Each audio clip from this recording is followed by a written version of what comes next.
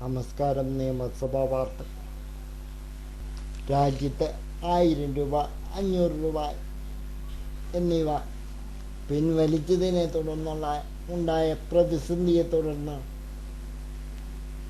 കേരളത്തിൽ സഹകരണ മേഖലയിൽ പ്രവർത്തിക്കുന്ന ബാങ്കുകളും മറ്റു ധനകാര്യ സ്ഥാപനങ്ങളും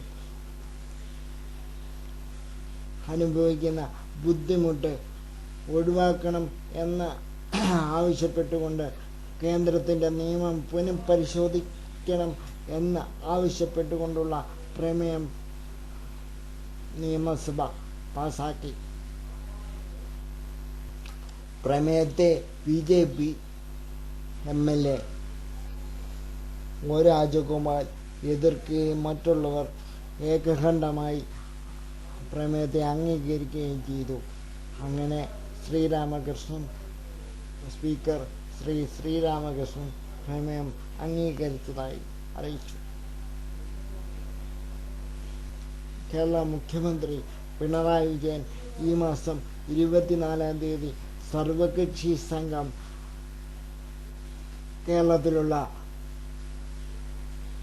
സഹകരണ മേഖല അനുഭവിക്കുന്ന പ്രതിസന്ധി നേരിട്ടറിയിക്കാനായി പ്രധാനമന്ത്രിയെയും ധനമന്ത്രിയെയും അറിയിക്കാനായി സർവകക്ഷി സംഘം ഈ മാസം 24-ാം തീയതി ഡൽഹിക്ക് പോകുന്നതായി മുഖ്യമന്ത്രി പിണറായി വിജയൻ സഭയെ അറിയിച്ചു. ലോകസഭ ടെലിവിഷനിലൂടെ കേരള നിയമസഭയുടെ സമ്മേളന ഭാഗങ്ങളും മറ്റു നടപടികളും സംപ്രേഷണം ചെയ്യാൻ അനുമതി ചോദിച്ചതായും ആ അനുമതി ലഭിച്ചതായും സ്പീക്കർ ശ്രീരാമകൃഷ്ണൻ സഭയെ അറിയിച്ചു. എന്നാൽ എന്നു മുതലാണ് ലോകസഭ ടെലിവിഷനിലൂടെ സമ്മേളന നടപടികൾ സംപ്രേഷണം ചെയ്തു തുടങ്ങുന്നതെന്ന് കൃത്യമായി വിവരം ലഭിച്ചിട്ടില്ല.